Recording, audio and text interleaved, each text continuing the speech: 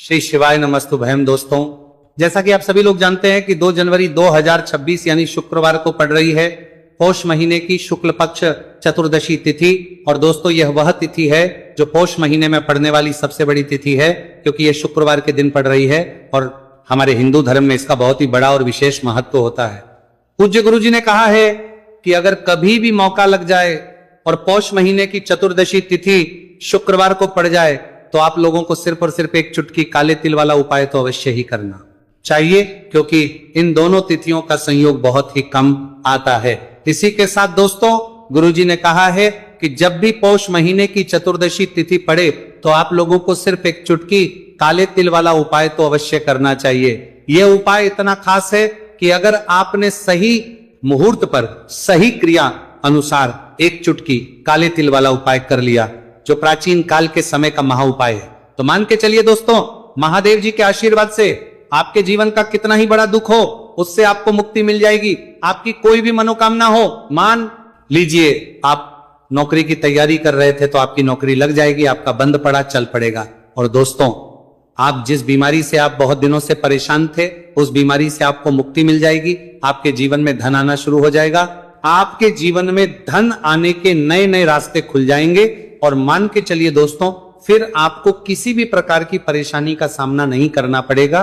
इसीलिए दोस्तों, 2 जनवरी शुक्रवार के दिन आप लोगों को इस वाले उपाय को जरूर कर लेना है। भले ही आपने पूरे साल भर इस उपाय को ना किया हो, पर अगर आपने इस पौष महीने में पड़ने वाली शुक्रवार चतुर्दशी तिथि के दिन इस वाले उपाय को कर लिया तो आपको इस उपाय को करने का वह फल मिलेगा जिसकी आपने कभी कल्पना भी नहीं करी होगी। इसीलिए आप लोग इस पौष महीने में पड़ने वाले शुक्रवार चतुर्दशी तिथि के दिन हल्दी वाले उपाय को एक बार जरूर कर लेना, ताकि आप लोगों के हाथ से यह मौका ना जा सके और आपको इस उपाय को करने का फल मिल सके। दोस्तों, यह उपाय पंडित जी ने अपनी अभी की ही शिव महापुराण की कथा में बताया है, जो इस उपाय को आज हम आपको बहुत अच्छे से समझाने वाले हैं। इस वीडियो को देखने के बाद इस उपाय को समझने के लिए आपको कोई वीडियो को देखने की जरूरत नहीं पड़ेगी। तो दोस्तों, इस उपाय को आपको कैसे करना है, कब करना है, कहां पर करना है और उपाय को करते समय आपको किन किन गलतियों को नहीं करना है और आपको किन किन बातों का ध्यान रखना है, ये सारी जानकारी हम आपको इस वीडियो में देंगे।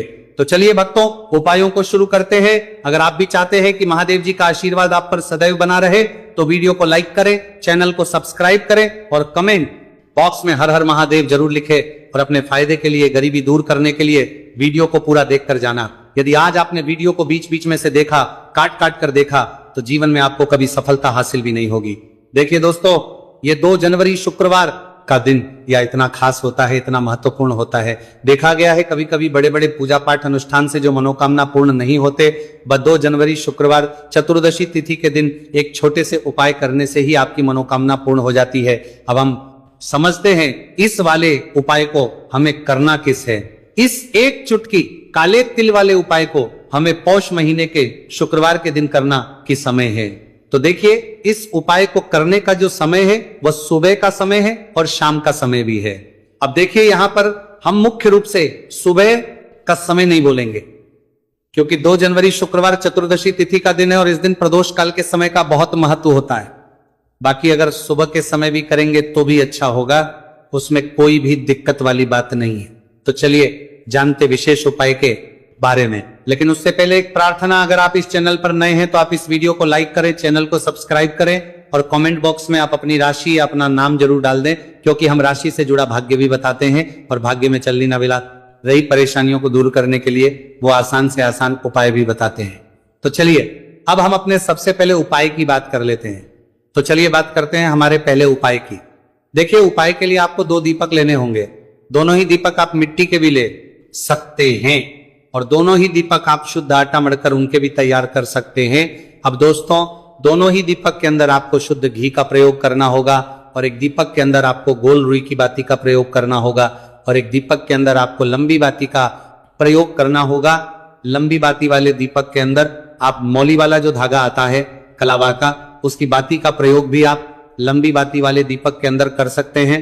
2 दीपक वाला यह चमत्कारी उपाय केवल शुक्रवार चतुर्दशी तिथि की रात्रि में ही किया जाता है, इसीलिए आपको इस उपाय को बहुत ही ध्यान से समझना। इसी के साथ में आपको एक चुटकी काले तिल के दाने लेना है और इसी के साथ में आपको मात्र एक चुटकी हल्दी भी लेनी होगी। अब दोस्तों, ये सभी सामग्री लेकर के आपको रात्रि के समय पहुंच जाना है अपने घर में, जहां कहीं भी तुलसी जी का पौधा, तुलसी माता का निवास स्थान है, वहां पर देखिए दोस्तों, सबसे पहले तो आपके पास जो एक गोलबाती का दीपक है उसे आपको तुलसी जी के वहां पर प्रज्वलित करना है। दीपक को प्रज्वलित करते समय आपको ओम नमो भगवते वासुदेवाय इस मंत्र का 11 बार जाप कर लेना है। अब देखिए दोस्तों, आप जो एक चुटकी काले तिल के दाने लेकर के आए हैं उन्हें आपको अपने सीधे हाथ में रखना है, और जो आपने गोलबाती वाला दीपक प्रज्वलित किया है माता तुलसी जी के वहां पर, उसके ऊपर से आपको इन एक चुटकी काले तिल को घड़ी की दिशा में घुमाना है।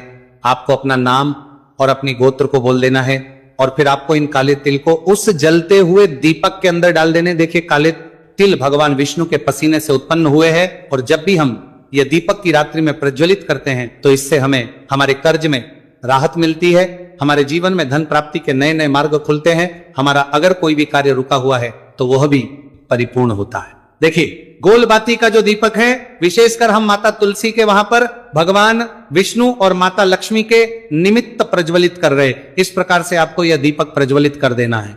अब जो आपके पास लंबी बाती का दीपक है, एक चुटकी हल्दी है, तो इससे आपको लेकर के पहुंचना है अपने घर के मंदिर में।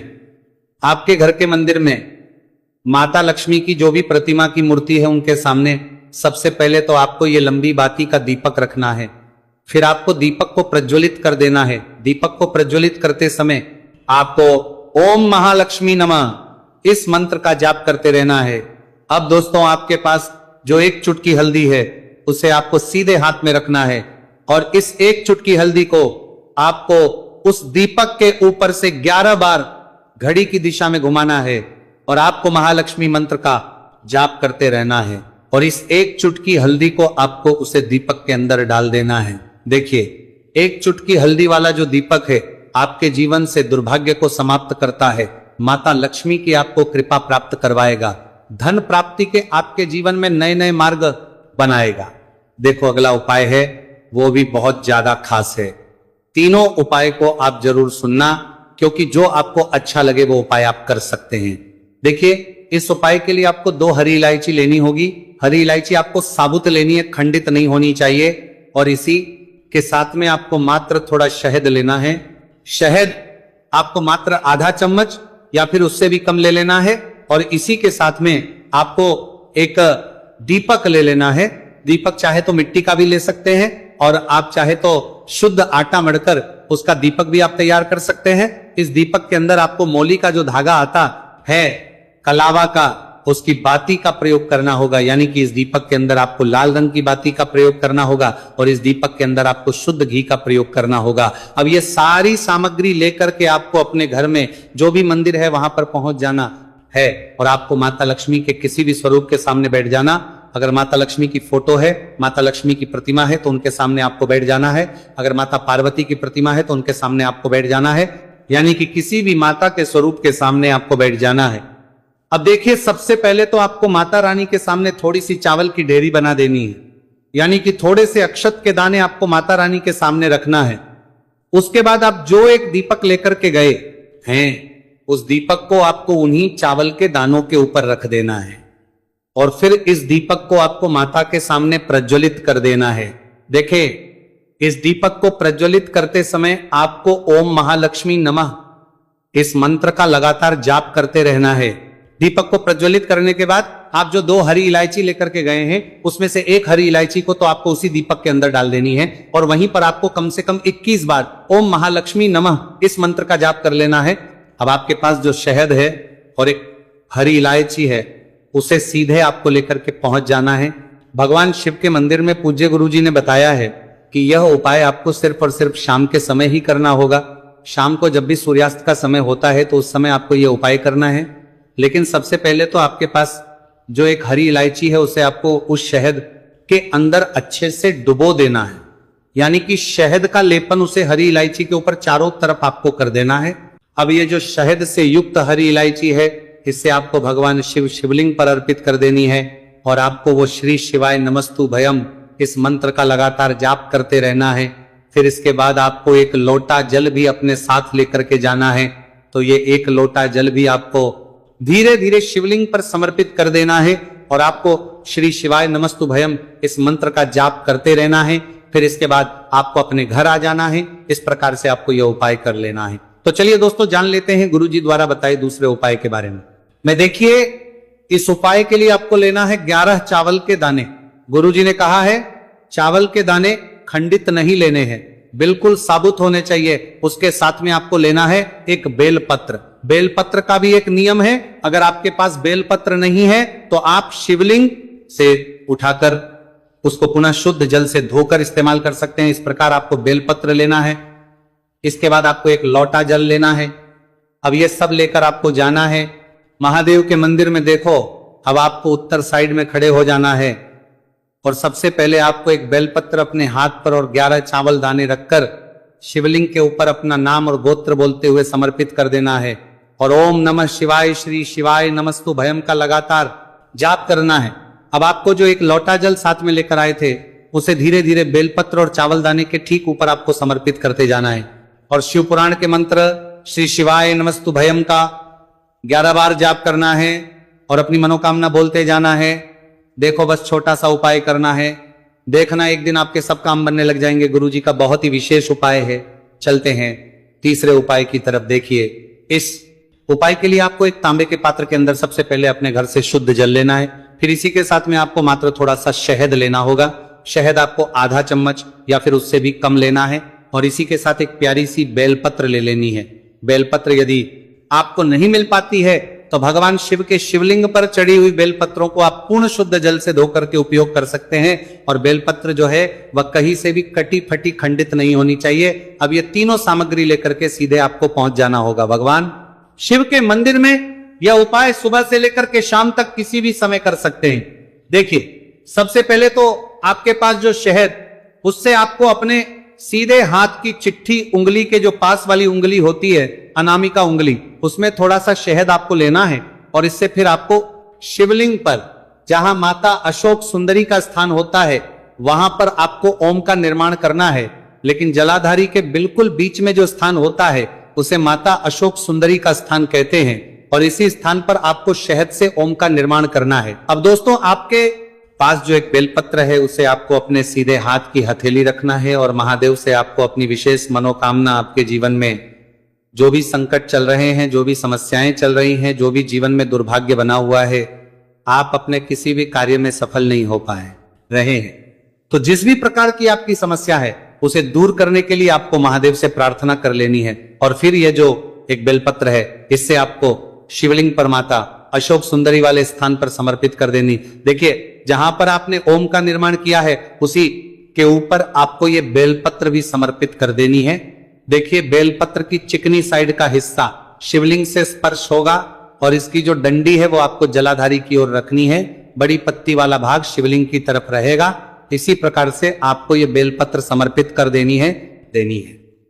अब दोस्तों, आपके पास जो एक जल का पात्र है उसमें से थोड़ा सा जल तो आपको बेलपत्र की जो आगे वाली पत्ती है उस पर आपको समर्पित करना है और आपको श्री शिवाय नमस्तुभयम इस मंत्र का जाप कर लेना है। फिर उस पात्र के अंदर जो जल बचेगा उसे पूरा आपको भगवान शिव के शिवलिंग पर धीरे धीरे समर्पित करते जाना है और लगातार आपको शिव महापुराण के मूल मंत्र श्री शिवाय नमस्तुभयम इस मंत्र का जाप करते रहना है। गुरुजी ने कहा है कि जल आपको इतने धीरे धीरे समर्पित करना है कि जल समर्पित करते हुए आप कम से कम 11 बार श्री शिवाय नमस्तुभयम या फिर ओम नमः शिवाय इस मंत्र का जाप कर सके। फिर इसके बाद वापस आपको अपने घर आ जाना है। इस प्रकार से आपको यह उपाय कर लेना है। आप देखेंगे कि आपकी सभी मनोकामनाएं अवश्य ही पूरी होंगी। ये उपाय आपको अवश्य करने हैं। इस वीडियो में हमने आपको 3 से 4 महा उपाय आपको बताए हैं जो आपको शुक्रवार के दिन करने हैं। अगर आपके मन में उपाय से जुड़ा कोई भी सवाल है तो आप कमेंट बॉक्स में पूछ सकते हैं। अगर आपको हमारी ये वीडियो पसंद आई हो तो हमारे इस वीडियो को लाइक करें, को सब्सक्राइब करें और कमेंट बॉक्स में लिखें हर हर महादेव, जय मां लक्ष्मी को। यदि आपके जीवन में आर्थिक संकट बहुत अधिक हो रहे हैं, धन की समस्या लगातार जीवन में बनी हुई है, एक एक रुपयों को प्राप्त करने के लिए आपको बहुत अधिक मेहनत कर रहे हैं, तो आज रात्रि में सोने से पहले आपको ये एक चमत्कारी दीपक का उपाय अवश्य करना है। या फिर यदि आपका जो व्यापार है, बिजनेस है, दुकान है, वो अच्छे से नहीं चल पा रही है, तो आज रात्रि में विशेष दीपक का उपाय आपको अवश्य करना चाहिए। देखो दोस्तों, दीपक हमारे घर में सभी नकारात्मक शक्ति को बाहर करता है। ये उपाय आपको साल में केवल एक बार करने का ही मौका मिलता है। देखिए, इस उपाय के लिए आपको तुलसी जी की जो सूखी लकड़ी होती है उसे ले लेना है। देखिए दोस्तों, यदि आपके पास पुरानी तुलसी जी की लकड़ी है तो उसे आप ले सकते हैं, और यदि आपके घर में तुलसी जी जो लकड़ी है वो सूखी हुई है तो उसकी लकड़ी आप तोड़ करके इस्तेमाल कर सकते हैं। लेकिन आपको ध्यान रखना है कि सूर्यास्त से पहले पहले ही आपको ये जो तुलसी जी की लकड़ी है इसे अवश्य ही तोड़ लेना है। तो इस उपाय के लिए आपको सबसे पहले तो एक मिट्टी का दीपक लेना होगा, चाहे तो आटे का दीपक भी ले सके, क्योंकि आटे का दीपक सभी दीपक में सर्वोत्तम माना गया है। इस दीपक के अंदर आपको शुद्ध घी का प्रयोग करना होगा, और इससे दीपक के अंदर अपने जो तुलसी जी की लकड़ी ली है उसे भी रख देना है। लेकिन ये जो तुलसी जी की लकड़ी है इसमें आपको चारों तरफ अच्छे से घी लगा लेना है। देखिए, गुरुजी ने बताया है कि जो तुलसी जी की लकड़ी है यदि आप उपाय करते हैं और बहुत ही शीघ्रता से जल जाती है तो इसके लिए आपको एक कार्य करना है। आपको थोड़ी सी रुई ले लेनी है, और उस रुई को आपने जो तुलसी जी की लकड़ी ली है उस पर अच्छे से चारों तरफ लपेट देनी है। तुलसी जी की लकड़ी के ऊपर रुई लपेटने के बाद इसे आपको पूरा घी के अंदर डुबो लेना है। अब इसे आपको बाती के रूप में प्रयोग करना है। अब दोस्तों, इस दीपक को आपको प्रज्वलित यहां करना है। तो इस दीपक को आपको या तो भगवान विष्णु के सामने प्रज्वलित करना होगा, या फिर आपको भगवान श्री रामा के सामने प्रज्वलित करना होगा, या फिर भगवान कृष्णा के सामने, यानी कि भगवान विष्णु के जो भी अवतार है उनके सामने आप ये दीपक प्रज्वलित कर सकते हैं, या फिर आप इससे दीपक को माता तुलसी जी के सामने भी प्रज्वलित कर सकते हैं। पूज्य गुरु जी ने बताया है कि जो भी व्यक्ति इस प्रकार से तुलसी जी की डंडी से दीप दान कर देता है उसके जीवन में कभी भी धन की समस्या नहीं होती है। इसीलिए आपको ये पूरे साल में केवल एक बार ही